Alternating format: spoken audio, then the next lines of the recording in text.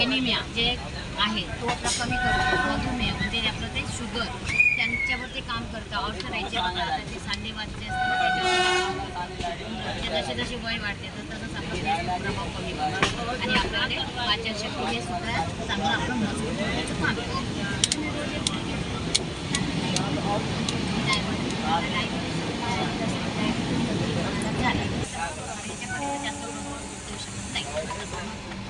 तर हे गोळी जर आता घेतली आपण 30 दिवसाच्या 30 गोळ्या झाल्या, वर्षाच्या किती झाल्या, एका वर्षाच्या 305 गोळ्या झाल्या.